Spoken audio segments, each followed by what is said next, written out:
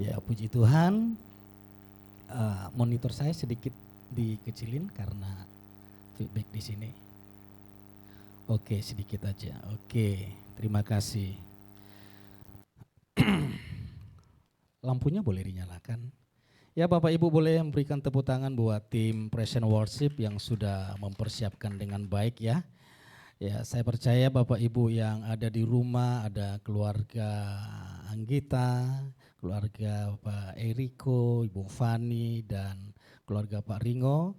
Saya percaya berkat yang sama kita terima di tempat ini. Katakan amin. Di bulan Oktober, tema dari pusat itu mengubah ketakutan menjadi keberanian. Mengubah ketakutan menjadi keberanian. Setiap manusia punya ketakutan masing-masing. Ada yang takut tidak nikah nanti, ada yang takut bagaimana masa depan anak-anak nantinya, ada yang takut bagaimana ekonomi ke depan, belum ada hasil. Setiap manusia punya ketakutan-ketakutan tersendiri. Tapi ketakutan yang membuat kita menjauh dari Tuhan atau ketakutan yang membuat kita gelisah itu tidak normal. Oleh karena itu, lihatlah kita baca di 2 Timotius 1 ayat yang ke-7. Sama-sama kita baca, 1, 2, 3. Sebab Elohim tidak memberikan kepada kita roh ketakutan, melainkan kuasa dan kasih serta pengendalian diri. Perhatikan, sebab Elohim tidak memberikan kepada kita roh ketakutan. Roh ketakutan, artinya ketakutan itu berasal dari roh si iblis. Dan jika kita mengalami ketakutan, maka lihatlah, ketakutan itu bukan berasal dari roh Tuhan. Jadi ketika kita alami ketakutan, langsung diingat, berarti ada kuasa si jahat yang sedang mengganggu pikiran kita. Ada pemikiran-pemikiran yang berasal dari si jahat yang ditanamkan di dalam pemikiran kita. Karena dari semula Tuhan tidak pernah menciptakan manusia itu hidup di dalam ketakutan. Dari semula Tuhan menciptakan manusia itu sempurna, hidup dengan sukacita, hidup dengan penuh pengharapan. Ketakutan berasal ketika manusia dicobai oleh si jahat, lalu si iblis berhasil membawa manusia jatuh di dalam dosa. Pertama sekali ketakutan muncul justru ketika manusia mendengar suara langkah kaki Tuhan. Dulu langkah kaki itu langkah kaki kasih. Langkah kaki penuh pengharapan. Sang kekasihku sudah datang, sang penciptaku sudah datang. Tapi ketika manusia jatuh di dalam dosa, yang ada di dalam pemikirannya adalah sang penghakimku sudah datang. Berbeda. Yang awalnya sang kekasihku sudah datang, sang penciptaku, papaku sudah datang. Setelah manusia jatuh dalam dosa, sang penghakimku telah datang. Sehingga yang awalnya mendengar derap langkah kaki Bapa, manusia berlari mengejar mendekat. Tapi karena dosa, manusia berlari. Karena itu manusia takut ke gereja. Tidak mau ke gereja.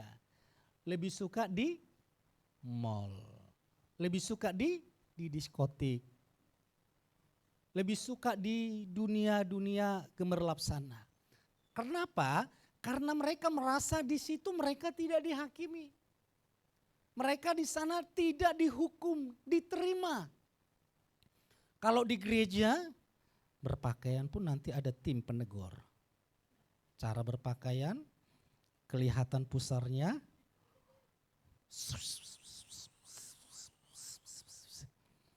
Kalau di diskotik atau di dunia malam sana, wih cantik banget, mau seperti apa? Cara berpakaiannya dan danannya justru dipuji. Manusia takut dengan sesuatu yang benar, takut dengan sesuatu yang baik. Karena itu gereja ini ibarat rumah sakit. Rumah sakit yang punya pendidikan. Jadi dididik di sana, diobati di sana juga. Istri saya itu lulusan Immanuel. Terkenal di Bandung itu Rumah Sakit Immanuel. Ada sekolahnya di sana, dari perawat, kedokteran. Jadi orang-orang yang datang ke sana bisa dididik jadi tim, jadi orang-orang yang profesional untuk menaklukkan, menghancurkan penyakit. Lalu ada orang yang sakit di sana untuk diobati. Demikian gereja. Jadi jangan takut Bapak Ibu. Gereja tempat kita untuk dipulihkan. Tempat kita untuk diterima. Dan tempat kita untuk dipersiapkan menjadi laskar Kristus. Katakan amin. Jadi lihat, ketakutan bukan dari Tuhan. Perhatikan, sebab Elohim tidak memberikan kepada kita roh ketakutan. Ketakutan dalam bahasa Yunani itu deilia, yang punya arti penakut atau pengecut. Atau yang dikendalikan oleh ketakutan. Kalau memikirkan masa depan itu ya, dia takut. Dia bisa keringat dingin, tangannya basah. Bagaimana ya masa depanku sekarang saja keadaan begitu menakutkan. Bisa enggak anakku sekolah? Bisa enggak anakku nanti dapat pekerjaan yang baik? Kalau sekarang Pak Erwin mungkin dapat pasangan yang terbaik enggak buat anakku? Ada kekhawatiran. Kalau bisa anakku dapat suami yang model seperti saya. Sayang istri, cinta istri gitu ya Bu Yanti ya, sayang enggak? Sayang banget ya. Pasti harapannya, Bu Yanti juga harapannya, kalau boleh Laura mendapatkan suami standarnya Pak Erwin. Jadi hati-hati yang mendekati Laura, standarnya tinggi. Terutama standar posisi pekerjaan. Jadi orang punya ketakutan. Kalau orang sudah dikendalikan ketakutan, maka yang terjadi adalah dia akan stres. Nah kalau orang sudah stres, selanjutnya adalah dia akan sakit. Hati yang gembira adalah obat. Obat yang paling manjur adalah hati yang gembira. Bagaimana mungkin hati ini bisa gembira kalau hati ini penuh dengan ketakutan dan kekhawatiran. Artinya di tubuh kita tidak ada obat yang memulihkan, yang membuat kita panjang umur. Bahkan firman Tuhan bahkan dikatakan ketakutan adalah penjara hati.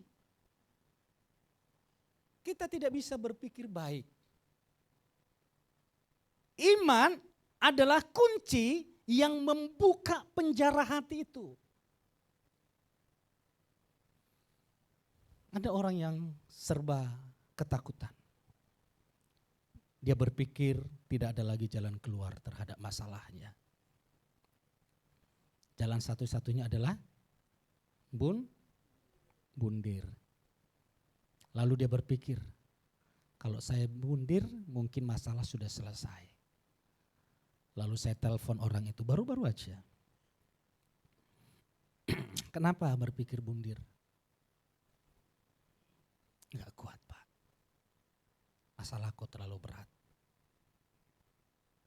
Enggak ada yang peduli, orang tua, keluarga, semua enggak ada yang peduli. Terus ya sudah saya mau bundir saja, enggak mampu. Kalau sudah bundir, sudah selesai masalah. Enggak peduli Pak mau masuk neraka, mau masuk surga. Nah ini orang-orang yang sudah dikendalikan ketakutan. Orang-orang yang dikendalikan ketakutan yang ada di dalam pikirannya adalah bundir. Orang berpikir bundir, dia pikir selesai bunuh diri masalah selesai. Justru masalah yang paling berat setelah selesai hidup di dunia ini. Hidup kita di dunia ini kalau panjang 80 tahun. Saya berdoa sama Tuhan, Tuhan maksimal usia saya 80 tahun. Karena lebih daripada 80 tahun sakit-sakitan. Keluar masuk rumah sakit. Gak tahu istriku 100 tahun kah? Istri saya ngomong, kalau papa 80 tahun, saya 79 tahun. Jangan kamu duluan menderita, tidak sanggup saya, dia bilang gitu. Jadi umur manusia itu pendek. Kalau bisa 80 tahun itu mujizat. Nah setelah 80 tahun kita mau kemana? Ditentukan semasa kita masih hidup. Tidak ada lagi gunanya satu keluarga, satu daerah, satu negara mendoakan yang sudah meninggal, tidak pengaruh. Karena masih ada ajaran-ajaran tertentu, nanti kalau sudah meninggal tolong didoakan. Sudah, hidup itu sudah selesai, tidak ada lagi hubungan yang hidup dengan yang mati. Amin. Jadi kalau kita mau hidup bahagia nantinya, tentukan jangan bunuh diri. Ikutlah bersama Yesus. Masalah itu sifatnya apa? Sementara. Ada masa expirednya. Ingat, segala sesuatu di dunia ini ada expirednya. Masalahmu, persoalanmu, tantanganmu, apapun itu ada tenggang masanya. Yang tidak ada tenggang masanya adalah Tuhan berkata, aku menyertaimu sampai akhir zaman. Yang tidak ada tenggang masanya, expirednya adalah kasih Tuhan, penyertaan Tuhan itu berlaku untuk selama-lamanya. Katakan amin. Jadi jangan takut terhadap masalah, persoalan yang dihadapi. Ingat, bagaimana cara mengubah ketakutan menjadi keberanian? Satu, ketika takut, oh berarti iblis sedang mengganggu saya. Karena ketakutan tidak berasal dari Tuhan. Kalau sudah mulai khawatir, kalau sudah mulai gelisah, mulai perkatakan firman. Kalau orang yang sudah takut, orang yang sudah gelisah, berarti ketakutan itu selalu menguasai hatinya. Bukan lagi firman yang berkuasa dalam hatinya. Bukan lagi firman yang berkuasa di dalam pemikirannya. Seharusnya kalau firman yang berkuasa di dalam pikiran kita, di dalam hati kita, tidak akan ada lagi ketakutan. Ada masalah, kita akan berkata, hai badai, aku punya Tuhan yang besar. Lihat ketika Goliat muncul, tugasnya Goliat ngapain? Mengintimidasi, membuat bangsa Israel ketakutan. Bangsa Israel, bangsa pilihan. Dan ada raja yang diurapi, yang dipilih oleh Tuhan namanya Saul. Tapi mereka memilih untuk hidup di dalam ketakutan. Sehingga mereka lupa kalau mereka itu umat pilihan. Mereka lupa kalau raja mereka itu raja yang dipilih dan yang diurapi Tuhan. Karena mereka fokus kepada Goliat yang gede, masalah yang besar. Bapak Ibu, masalah apa yang besar yang kau hadapi hari-hari ini? Hadapi bersama Daud. Keren Daud Bapak Ibu. Masalahnya Goliat membuat satu bangsa gemetar. Membuat orang yang diurapi gemetar. Tapi Daud tidak. Dia lihat Goliat. Marah Goliat. Apakah aku ini anjing sehingga engkau mendatangi aku dengan tongkat dan lembing, dengan tongkat dan umban? Marah Goliatnya. Daud berkata apa? Ini perkataan Daud yang sangat terkenal. Hanya saya simpulkan saja, Bapak Ibu pegang. Daud berkata seperti ini. Aku sudah terbiasa ditolong Tuhan. Sekali lagi, dia berkata kepada Goliat, aku sudah terbiasa ditolong Tuhan. Saya rincikan, bagaimana Tuhan menolongku waktu aku menghadapi serigala, beruang, singa, binatang buas. Berkali-kali Tuhan tolong aku. Dan Tuhan yang sama akan menolong aku melawan Goliat. Enggak takut Daudnya. badainya sama, Goliatnya sama, tapi cara pandangnya berbeda. Jangan hanya kita punya status gereja orang Kristen, apalagi ada tambahannya jemaat YHS Jakarta. Kan sama, ini hanya versi yang berbeda. Israel orang pilihan, orang yang diurapi. Saudara yang dipilih, saudara dipilih Tuhan. Tapi jangan pilih seperti bangsa Israel memandang musuh, memandang badainya. Pandang musuhmu seperti Daud memandang. Aku menghadapimu bersama Bapa Yahweh di dalam Yesua Hamasya. Hai masalah, aku punya Tuhan yang besar. Berikan tepuk tangan bagi Tuhan kita. Jangan takut. Terlalu mudah Bapak Ibu. Terlalu mudah membalikkan keadaanmu. Katakan terlalu mudah. Kasih tahu, colek kiri kanan. Terlalu mudah. Kasih senyum Bapak Ibu, jangan ngomongnya terlalu mudah. Itu bukan memberi pengharapan, itu menakut-nakuti dia. Mengintimidasi, terlalu mudah. Cara melawan Goliat hanya batu saja, mustahil, bisa kalah. Tapi kalau Tuhan yang sudah bekerja, tidak ada yang mustahil untuk memulihkan, memberkati kehidupanmu, menjadi kehidupan yang berlimpah-limpah berkat Tuhan. Katakan amin. Yang kedua, sama-sama kita baca. Sebab Elohim tidak memberikan kepada kita roh ketakutan, melainkan kuasa dan kasih serta pengendalian diri. Kita baca yang warna kuning, 1, 2, 3. Elohim memberikan kuasa.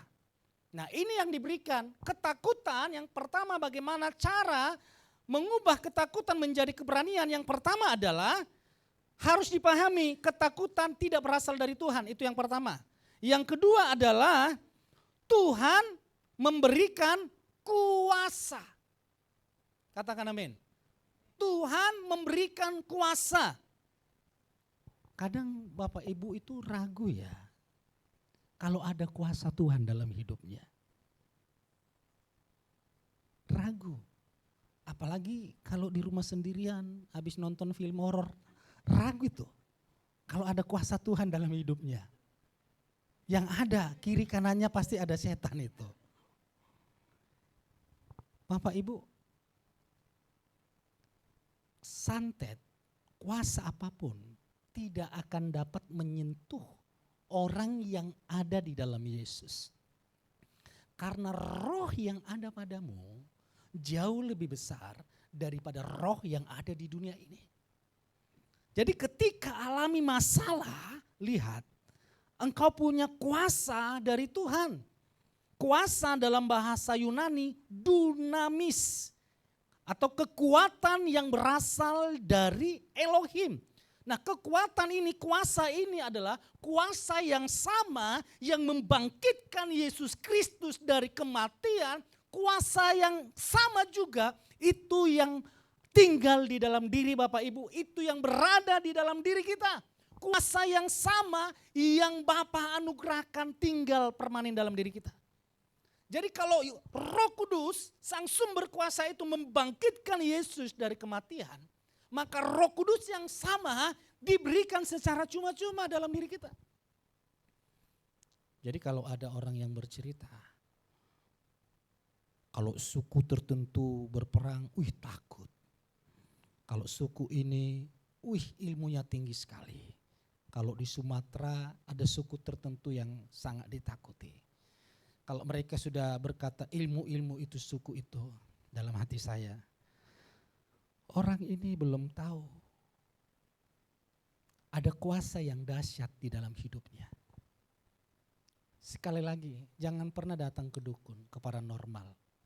Jangan pernah icip-icip Bapak Ibu. Apalagi minta pelaris, apalagi kesehatan, perlindungan, minta apa lagi? Nah iya, banyak orang yang mau aparat-aparat seperti itu ya, pasti rata-rata ke dukun itu supaya lulus Masuk ke Bintara kah, ke Tamtama kah, apalagi kalau semakin tinggi posisi yang mau diambilnya, pergi ke dukun ke paranormal dulu. Mereka berpikir bahwa paranormal itu, si iblis itu bisa memberikan. Kalaupun diberikan, percayalah, bagi iblis tidak ada yang gratis. Dan iblis tidak hanya akan berurusan dengan saudara. Iblis itu akan berurusan sampai 3-4 generasi. Jangan coba-coba berurusan dengan si iblis. Ingat, ada kuasa yang dahsyat di dalam dirimu. Sebab kuasa si iblis telah dihancurkan di atas kayu salib. Katakan amin. Kematian itu telah dihancurkan oleh Yesus. Dengan bangkitnya Yesus Kristus, maka hancurlah kuasa kematian. Kuasa yang terakhir yang Yesus taklukkan adalah kematian. Nah, cara Yesus supaya Yesus menaklukkan kematian itu, Yesus harus mati. Sehingga dia boleh masuk ke alam maut dan menghancurkan kematian itu. Iblis berpikir setelah Yesus disalibkan. Nah, sekarang kan lagi heboh. Penyaliban itu rencana Bapa di surga, rencana iblis, atau rencana manusia. Kan lagi heboh toh? Penyaliban itu rencana Bapa di surga, rencana iblis, atau rencana manusia? Sebelah sini. Bu Yanti sudah simpan jawabannya. Yesus Kristus, penyaliban Yesus Kristus itu rencana Bapa di surga atau rencana iblis? Rencana iblis. Rencana Bapa di surga. Nah, suami istri aja sudah berbeda. Yang ngomong rencana Bapa di surga, angkat tangan. Ada. Yang ngomong rencana iblis, angkat tangan. Yang enggak mau angkat tangan itu rencana siapa? Rencana saya, Pak. Kok takut ngomong, tidak mempengaruhi keselamatan Bapak Ibu. Yang ngomong rencana manusia siapa? Ada 3 loh. Berarti yang jelas rencana Bapak. Bu Yanti tadi rencana siapa? Rencana, oh kok Pak Erwin enggak angkat tangan? Oh gitu ya. Di sini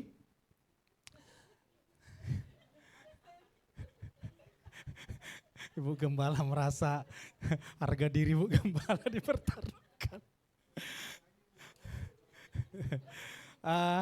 Penyaliban rencana Bapa di surga, A. B. Rencana si iblis, C. Rencana manusia, A, B, C, A. Rencana Bapa. Banyak sekali. Rencana iblis. Rencana manusia. Rencana manusia ada si ibu. Ini rencana siapa? Netral.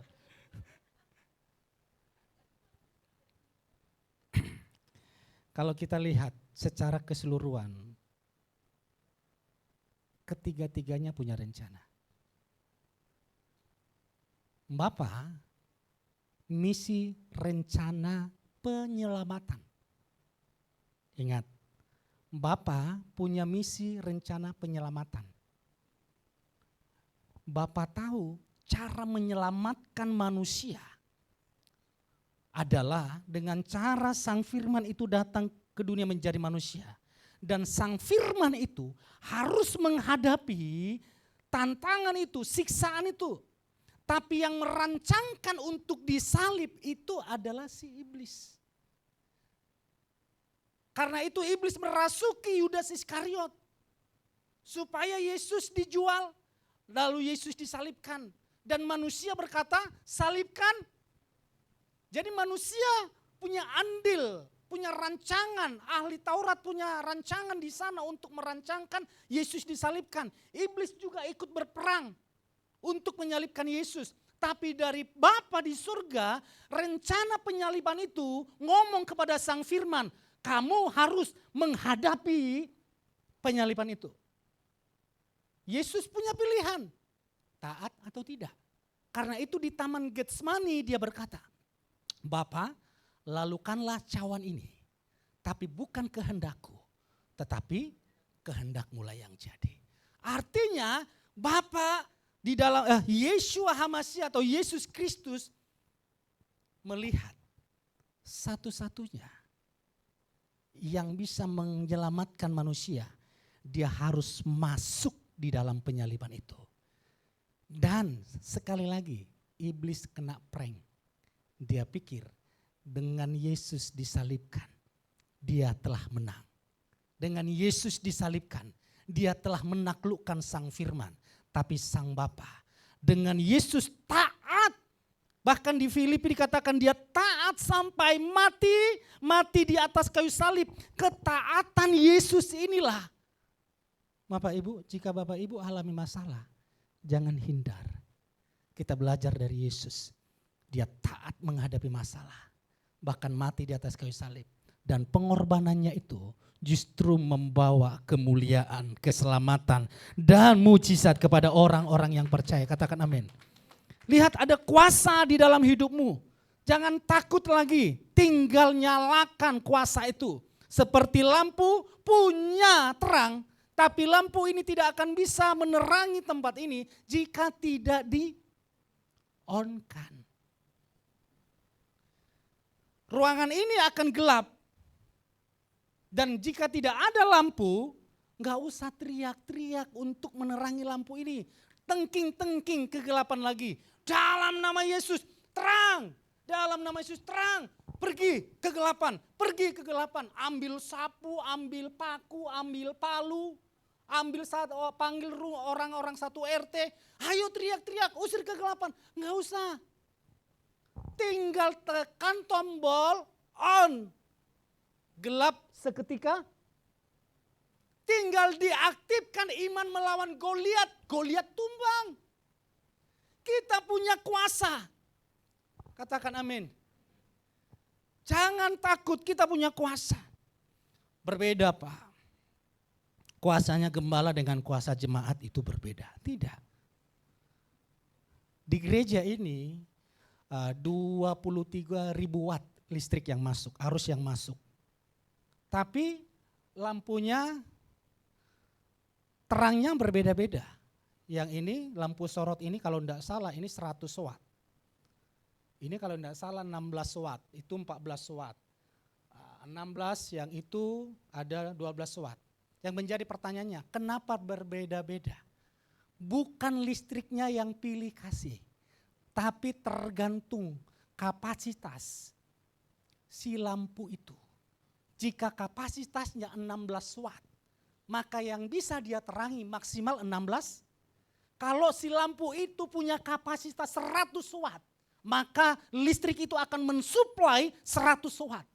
Kalau alat musik ini punya listrik ini, AC ini punya tegangan 1000 watt. Karena di gereja ini punya 23.000 watt. 1000 watt terlalu mudah. Dia kasih 1000 watt. Jika Bapak Ibu punya iman, kata Yesus. Yesus telah memberikan kuasa yang sama kepada kita. Katakan amin. Aktifkan. Cara mengaktifkannya. Percaya kepada Yesus Kristus Tuhan. Cukup percaya. Melangkah dengan iman. Kadang ya mujizat terjadi. Bukan di menara doa. Mujizat terjadi. Bukan di gereja. Di gereja itu masa persiapan. Di menara doa itu masa persiapan. Tapi mujizat sering terjadi di lapangan ketika Goliat menghadapi Daud. Kalau Daud tidak menghadapi Goliat, wah masalahnya gede, lari. Maka dia tidak akan alami promosi dari Tuhan. Yang terakhir, sama-sama kita baca yang warna merah saja, warna kuning saja, 1, 2, 3. Elohim memberikan kasih. Jadi ingat, yang pertama untuk mengubah ketakutan menjadi keberanian. Yang pertama Bapak Ibu ingat, Tuhan tidak memberikan ketakutan. Yang kedua, Tuhan memberikan kuasa. Yang ketiga, Tuhan memberikan kasih. Kasih membuat kita berani mengampuni. Kasih membuat kita berani mengasihi musuh. Kasih membuat kita berani melayani tanpa pamrih. Kasih mengusir ketakutan. 1 Yohanes 4 ayat 16. Sama-sama kita baca. 1, 2, 3. Keberanian lahir ketika kasih lebih besar daripada rasa takut. Terus, kasih menyalakan api keberanian yang tak bisa dipadamkan oleh ketakutan. Bapak Ibu pegang itu.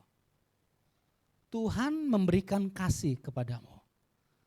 Kenapa sih orang tua mau berkorban buat anak-anaknya? Karena ada kasih yang besar buat anak-anaknya. Prinsip orang tua, lebih baik orang tua tidak makan daripada anak tidak makan. Orang tua boleh pendidikannya SMP, SMA. Tapi orang tua jangan sampai anak saya pendidikannya SMP, SMA. Minimal di zaman sekarang S1. Orang tua akan berjuang. Karena kasih, orang tua mendorong untuk melakukan yang terbaik.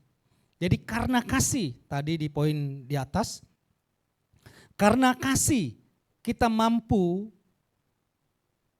berani mengasihi musuh. Karena kasih membuat kita berani mengampuni.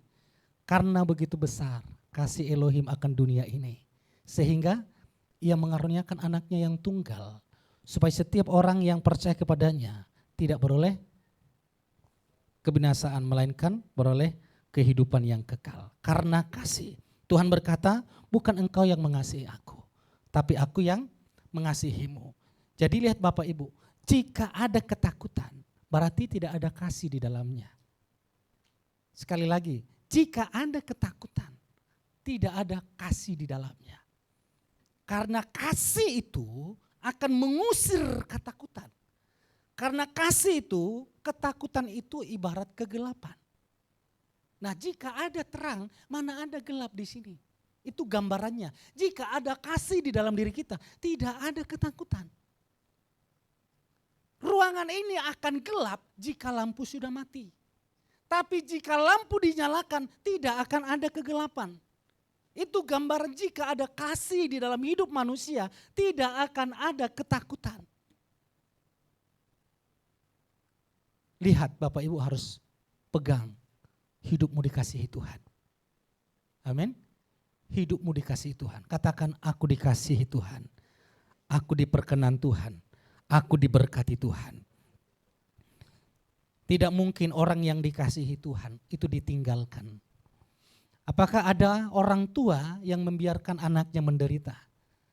Apakah ada orang tua yang membiarkan anaknya sengsara? Orang tua akan berjuang membuat anaknya berhasil. Jika ada, ternyata ada ya. Ternyata ada orang tua yang meninggalkan anaknya. Ternyata ada orang tua yang melupakan anaknya. Ternyata ada orang tua yang tidak bertanggung jawab kepada anaknya. Itu adalah orang tuanya Raja Daud. Dia berkata, ayah dan ibuku meninggalkan aku. Ketika Nabi Samuel mengurapi anak-anaknya Isai, lupa kalau ada anaknya di ladang. Jadi Daud ini anak yang dilupakan oleh orang tuanya. Tapi dia berkata, meski ayah dan ibuku meninggalkan aku, tapi Tuhan tidak akan pernah meninggalkan aku. Daud menyadari ada kasih Tuhan dalam dirinya. Sehingga dia berkata, Tuhan adalah gembalaku, takkan kekurangan aku. Ia membaringkan aku di padang yang berumput hijau. Ia menyegarkan jiwaku. Itu adalah perkataan yang tinggal di dalam kasih. Orang lain boleh menyakitimu, orang lain boleh melupakanmu, tapi Tuhan tidak akan pernah melupakanmu. Katakan amin. Yang terakhir, sama-sama kita baca, 1, 2, 3. Sebab Elohim tidak memberikan kepada kita roh ketakutan melainkan kuasa dan kasih serta pengendalian diri. Kita baca yang warna kuning, 1, 2, 3. Elohim memberikan pengendalian diri. Sebelum masuk ke poin ini, saya masuk ke poin yang ketiga tadi, Tuhan memberikan kasih kepada mereka yang percaya. Tadi malam di TikTok saya naikkan satu ibu untuk kesaksian. Ibu itu pernah beribadah di sini dari Jakarta.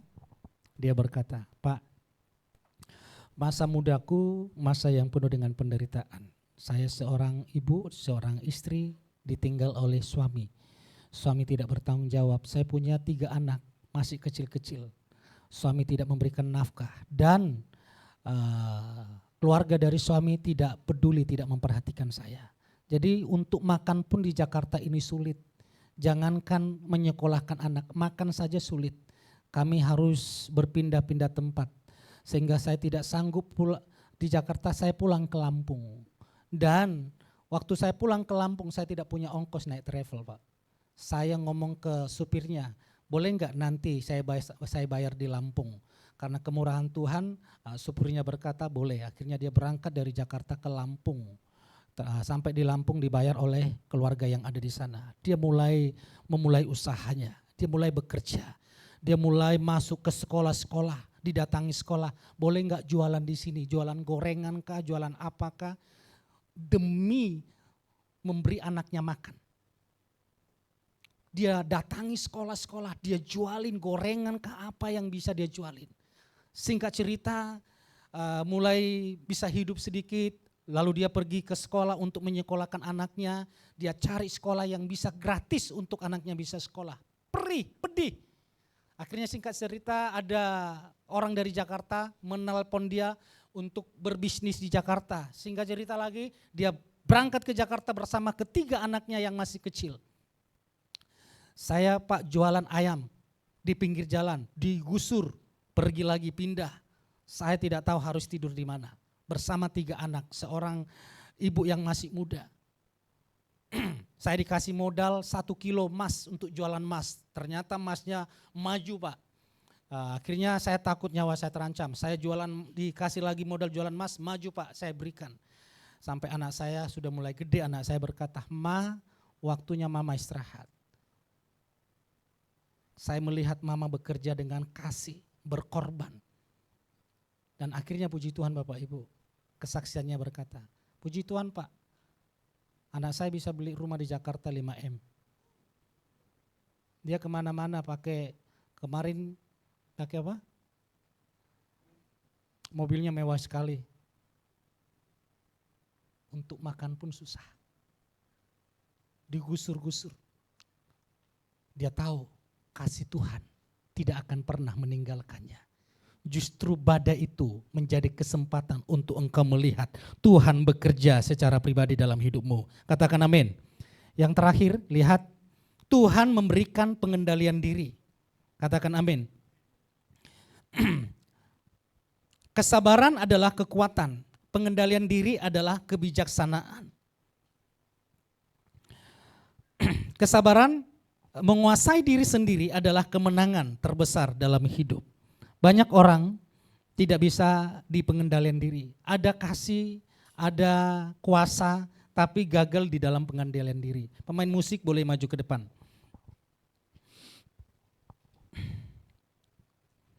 Apalagi kalau orang sudah alami tekanan, tidak bisa mengendalikan diri. Banyak masalah yang terjadi karena tidak mengendalikan diri. Apalagi di jalan ya, kesenggol sedikit marah. Karena marah, kami pernah menangani dengan Pak Erwin, satu jemaat, hanya karena senggolan saja. Sampai ke kantor polisi. Jadi di kantor polisi kuat-kuatan, mana backingnya lebih kuat di sana. Harusnya dengan minta maaf kan selesai. Tapi karena emosi yang meluap-luap, ya sudah, kantor polisi. Siapa yang lebih hebat di sana? Masuklah kantor polisi. Hilang 10 juta. Sering saya disenggol naik mobil. Baik-baik saja, normal, tabrak dari belakang. Waktu ditabrak dalam hati saya, dasar barang fana. Istri, lihat dulu Pak. Saya lihat. Yang nabrak orang naik motor sambil lihat HP. Sorry Pak.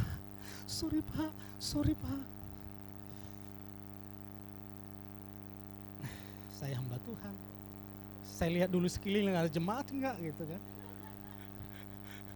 Soalnya pernah kejadian, saya naik motor bersama teman saya sebutlah namanya Gembala Bekasi lah. Tahu kan orang Ambon itu tuh. Dipepet oleh supir angkot.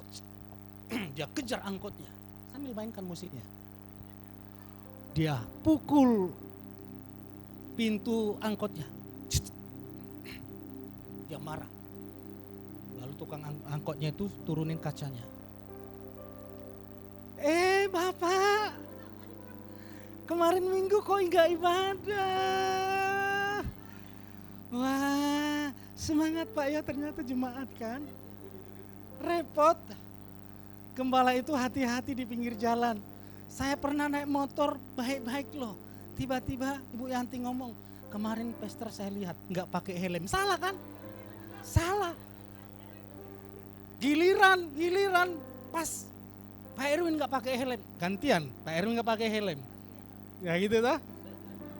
Padahal dari sini ke rumah loh, gitu. Apalagi coba marah-marahin, tabrak mobil saya.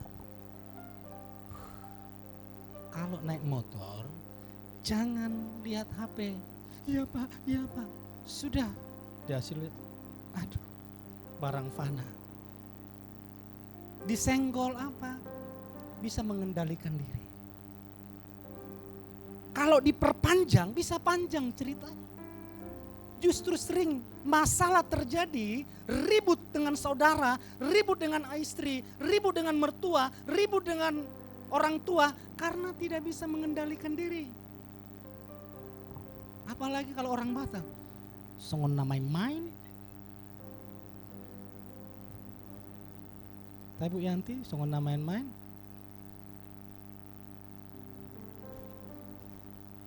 Bapak Ibu, kendalikan dirimu. Kuasa Tuhan bukan untuk menghancurkan. Kuasa yang diberikan kepada kita adalah kuasa yang dapat dikendalikan. Amin.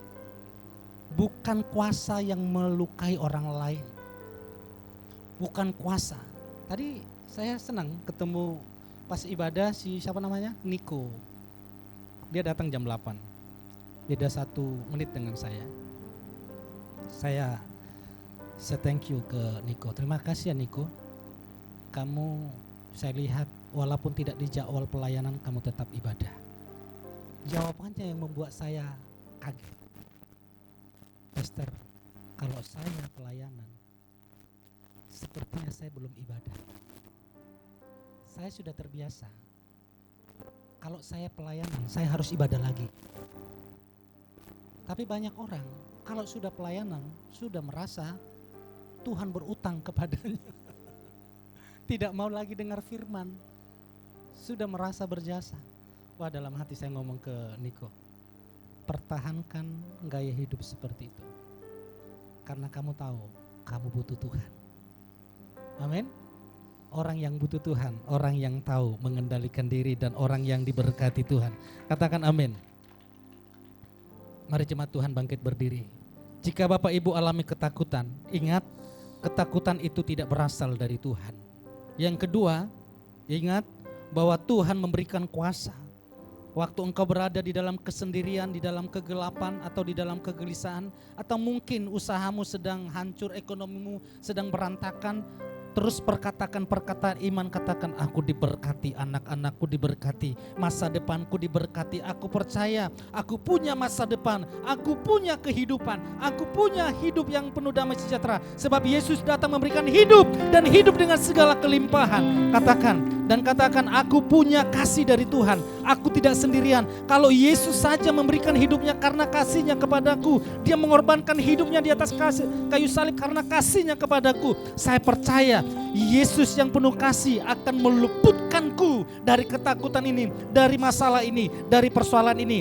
Karena kasih Yesuslah, Yesus menemani, menyertaiku sampai akhir zaman. Dan yang terakhir, kendalikan dirimu. Jangan dikendalikan oleh emosi. Amin. Jangan dikendalikan oleh amarah. Jangan dikendalikan oleh posisimu yang mungkin sedang baik sekarang. Tapi tetaplah hidup di dalam penguasaan diri.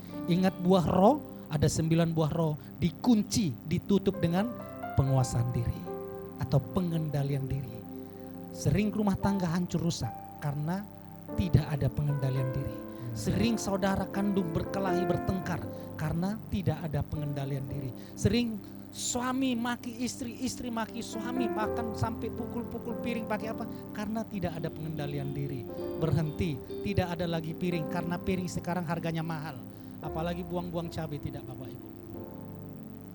Pengendalian diri, pengendalian diri. Mari datang kepada Yesus.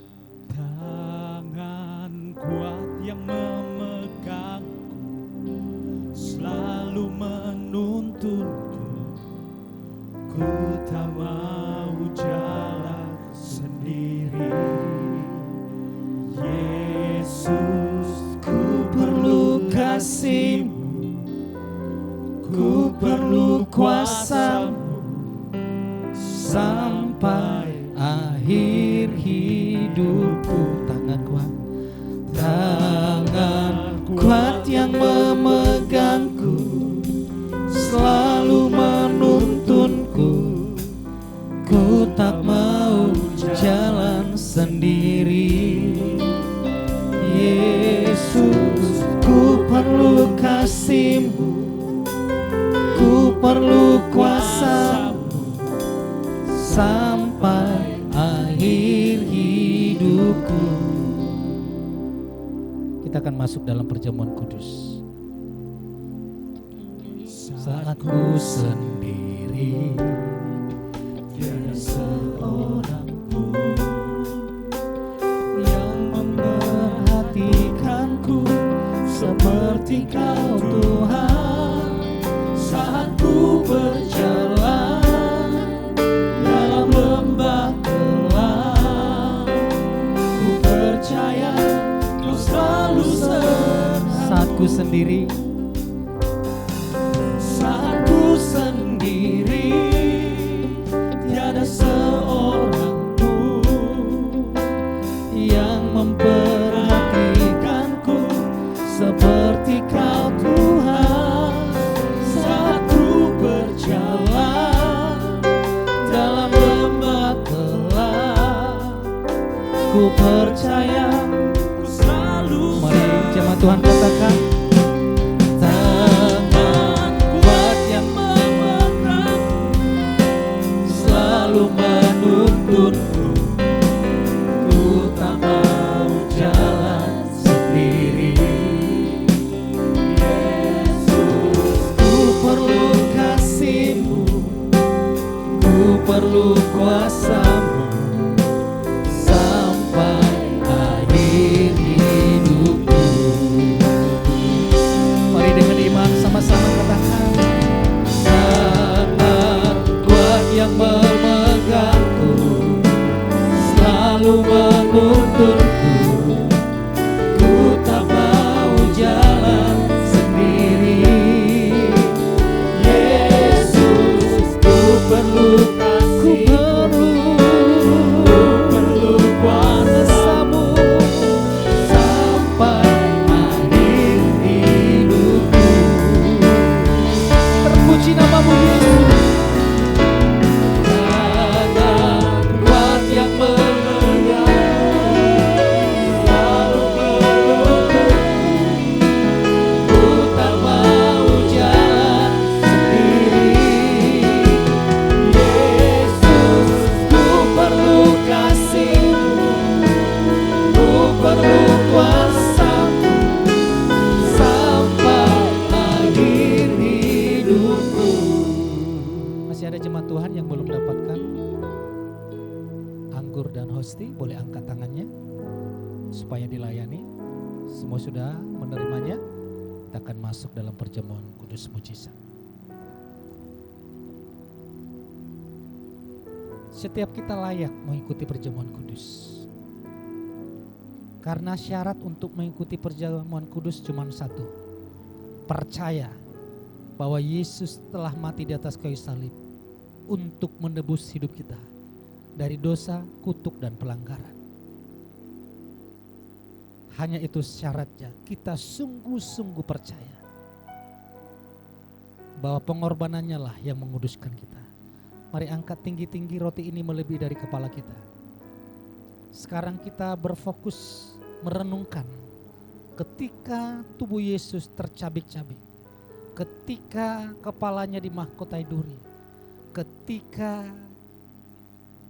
tangannya dipaku, kakinya dipaku, dan ketika cambuk itu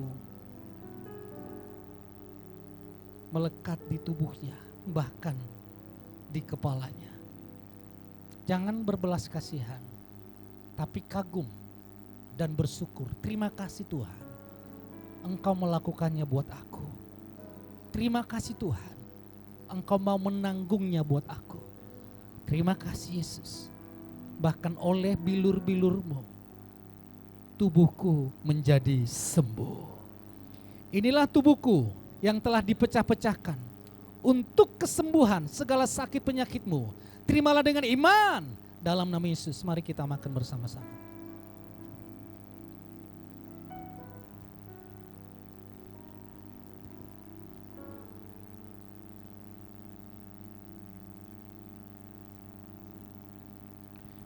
Mari kita angkat cawan yang di dalamnya kita bersekutu dengan darah Yesus. Kita dikuduskan bukan dengan amal perbuatan baik, bahkan ibadah-ibadah kita. Kita dikuduskan bukan dengan pelayanan kita, tapi kita dikuduskan hanya dengan darah Yesus yang kudus. Darahnya dicurahkan, seperti darahnya yang kudus, demikianlah kita dikuduskan. Sehingga melalui pengudusan, melalui darah Yesus, kita dengan iman berani berkata, aku dikasihi tanpa syarat, diperkenan tanpa henti, diberkati tanpa batas. Inilah darahku, darah perjanjian baru, yang telah dicurahkan untuk menebus hidupmu dari segala dosa, kutuk, dan pelanggaran. Terimalah dengan iman dalam nama Yesus. Mari kita minum bersama-sama.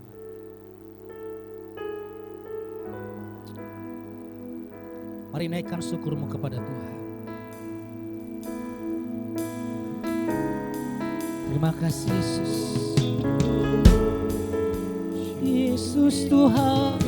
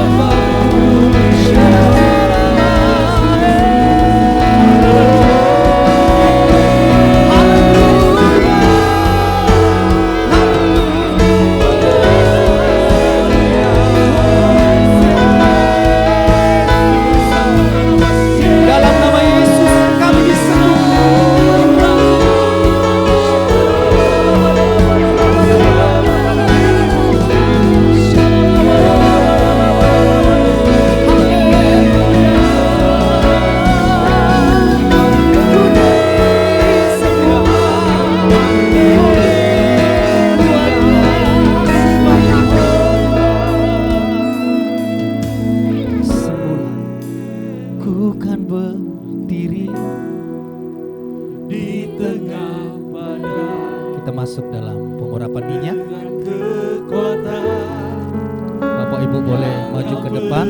Dimulai dari pelayan Tuhan dulu. sampai kapanpun ku kan bertahan karena Yesus Yang di online juga nanti akan dipandu. menopang dan ku kan bertahan di dalam tekanan dengan kekuatan yang kau berikan.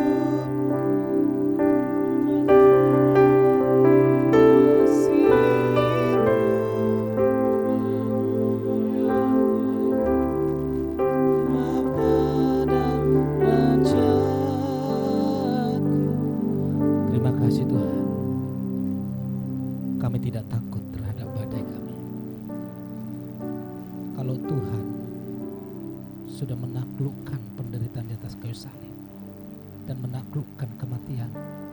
Kami percaya badai kami terlalu mudah untuk Engkau taklukkan. Bagian kami percaya dan terus percaya dan terus percaya sampai akhir zaman. Dan tiba waktunya Tuhan, kami membawa persembahan persepuluhan kami.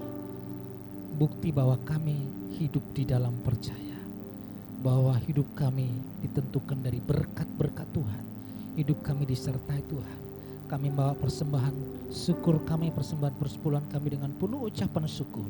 Berkati jemaat-Mu Tuhan, berkati semuanya. Mereka memberi dengan kekurangan, mereka memberi dengan ketaatan, dan berkatilah usaha dan kesehatan dan rumah tangga anak-anak-Mu semuanya. Kami siap memberi di dalam nama Tuhan Yesus Kristus. Haleluya. Amin. Silakan duduk Bapak Ibu.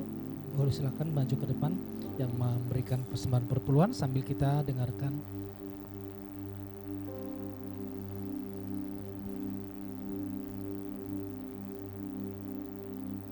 Aku punya Tuhan yang besar, yang tak berjanji dan sanggup menggenapi.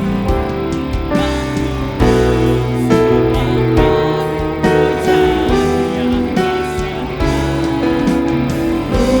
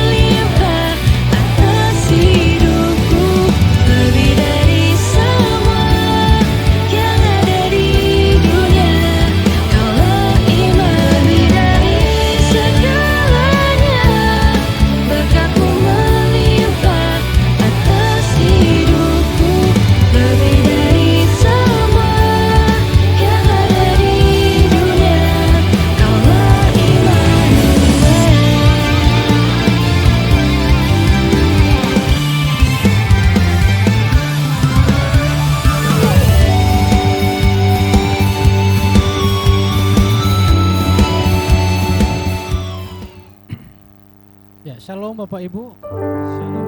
Ya, ada pengumuman tambahan. Ya, selama ini kan pelayanan, salah satu pelayanan kita bisa dibilang agak pincang karena diberkati selamanya oleh orang tua kita, Pak Roni Ponto. Pak Roni Ponto itu posisinya di sini sebagai ketua diaken.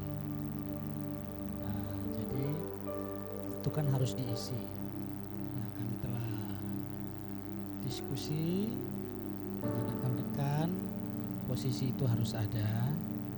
Jadi ya supaya juga Ibu Desi enggak kepikiran ya Bu Desi ya. Jadi kita sudah pilih yang mengisi di ketua diaken itu ada namanya Bapak Niko. Boleh maju Bapak Niko? Hah? Iya, dengan istri. Bawa aja anaknya nggak apa-apa. Dan sekalian karena sudah dipanggil ke depan dan koordinator couple juga sudah kita pilih karena banyak di sini pasangan muda yang sudah menikah, pasangan muda seperti saya kan masih muda, seperti Michael, seperti belum, seperti Michael, siapa lagi, banyak yang sudah. Andre nanti masuk, Niko yang main keyboard itu sama, Kenny, Sasa, banyak di grup keluarga muda sudah ada. Jadi harus ada yang membuat program itu, jadi supaya nanti bagaimana pasangan muda-mudi yang baru menikah atau keluarga-keluarga di Jakarta ini benar-benar keluarga yang bahagia. Ada Ibu Hera, sekalian tarik Pak Herinya, nanti Pak Heri juga di bagian yang akan membuat kemarin pengajar itu Bible study. Jadi kita akan ada Bible study, pengajaran di sana. Nanti Pak Heri yang handle di sana. Oke Bapak Ibu ya. Kita berikan tepuk tangan buat mereka yang memberikan diri. Oke, mari kita bangkit berdiri, kita memberkati.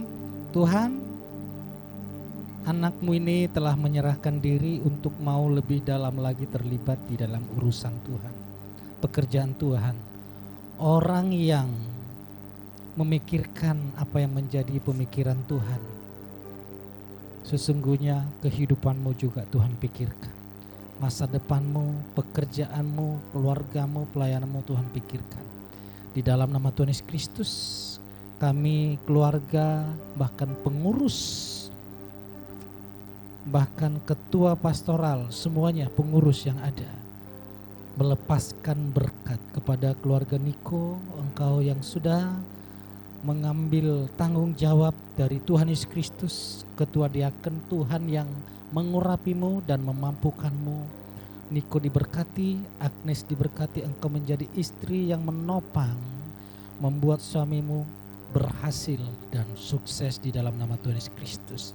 Dan Tuhan mengurapi Ibu Hera, lewat Ibu Hera Tuhan membuat pernikahan keluarga-keluarga muda di Jakarta ini, keluarga yang sukses, bahagia, yang diperkenan Tuhan dan diberkati. Tuhan memberikan kemampuan dan hikmat atasmu dalam nama Yesus. Dan Pak Heri, sehingga ada Bible study yang membawa anak-anakmu bertumbuh di dalam Yesus Kristus, terus bergerak di dalam kebenaran, di dalam nama Tuhan Yesus Kristus. Roh Tuhan menyertaimu. Kami melepaskan berkat bersama keluarga Pak Niko, keluarga Pak Heri, bersama tim di Jakarta. Gereja ini berjalan dengan kuasa dan otoritas dan penuaian jiwa-jiwa di dalam nama Yesus Kristus. Yang percaya kita semua diberkati dengan iman, sama-sama katakan amin. Kita berikan tepuk tangan bagi Tuhan kita. Kita akhiri ibadah dengan sukacita. Haleluya. Tuhan Yesus memberkati. Siap untuk menari bagi Tuhan, amin. Hey.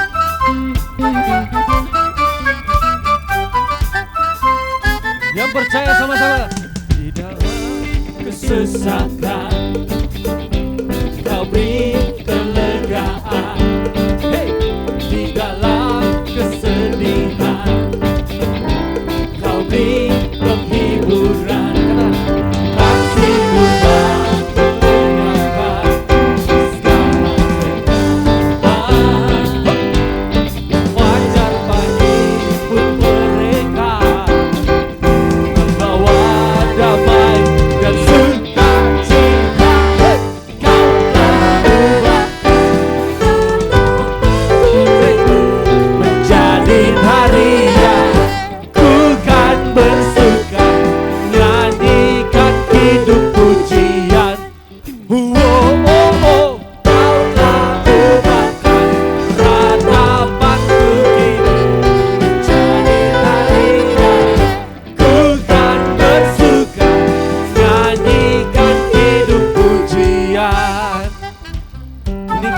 Tidak ada semangatnya, tidak ada hidupnya ya. Ayo semuanya menari bagi Tuhan, katakan. Di dalam kesesakan, hey, Kau beri kelegaan. Di dalam kesedihan Kau beri penghiburan. Kasih-Mu telah melenyapkan segala kegelapan. Fajar pagi pun mereka membawa damai dan sukacita. Hey! Kau tahu ratapanku kini menjadi tarian. Ku kan bersuka nyanyikan hidup pujian. Say, oh, oh, oh, kau tahu ratapanku kini menjadi tarian. Ku kan bersuka nyanyikan hidup pujian. Sama-sama kita nyatakan, amarahmu hanya sekejap saja, tapi kemurahan-Mu, yes Jakarta, di dalam hidupku sepanjang masa. Say, Kau telah ratapanku kini menjadi tarian. Ku kan bersuka nyanyikan hidup pujian. Oh, oh, oh, Kau tak ubahkan ratapanku kini menjadi tarian. Ku kan bersuka nyanyikan hidup pujian. Hey.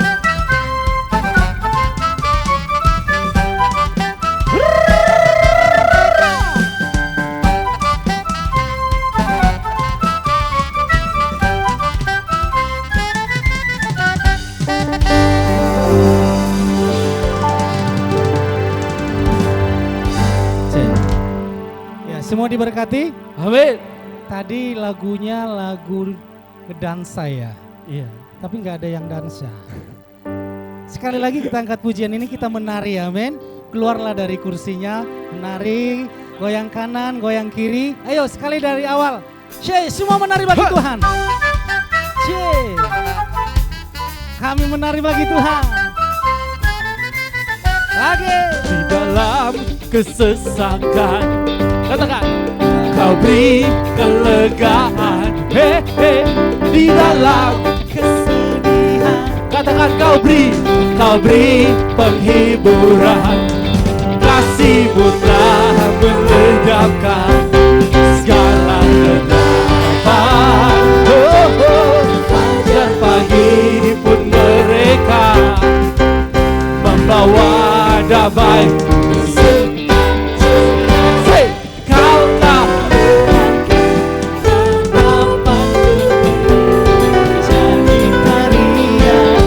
Ku kan bersuka nyanyi. Yes, Jakarta sama-sama katakan. Oh, oh, oh, Kau tak ubahkan ratapanku kini menjadi tarian. Ku kan bersuka nyanyikan hidup pujian. Hey. Haleluya. Semua bersuka cita bagi Tuhan, amin.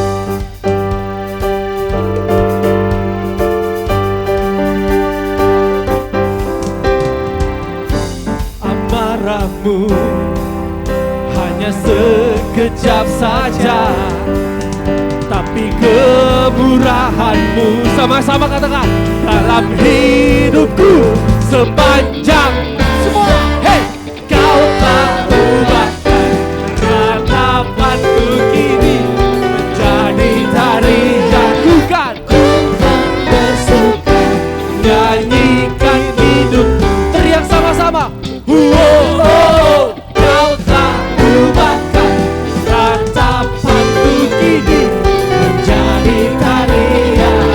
Ku kan bersuka nyanyikan hidup pujian. Yeay. Hey. Menarilah di dalam Yesus Tuhan.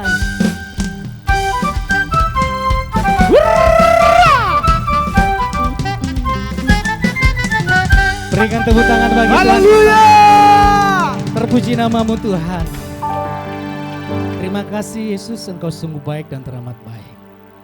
Terima kasih Tuhan. Dan tiba saatnya kami mengangkat tangan kami tengadahkan wajah kami kepada Tuhan. Pulanglah jemaat Tuhan dengan menikmati segala berkat dari Bapa Yahweh, kasih karunia dari Yeshua HaMashiach, dan persekutuan yang manis dari Roh Kudus yang memberkatimu hari ini sampai selama-lamanya. Diberkatilah pendidikanmu, diberkatilah pekerjaanmu, diberkatilah pernikahanmu, diberkatilah pelayananmu, diberkatilah usahamu, diberkatilah seluruh kehidupanmu, dan berkat yang berlimpah-limpah Tuhan anugerahkan atasmu. Berkat di dalam nama Bapa, Putra, dan Roh Kudus, yaitu berkat di dalam nama Tuhan Yesus Kristus. Yang percaya diberkati dengan iman sama-sama katakan amin.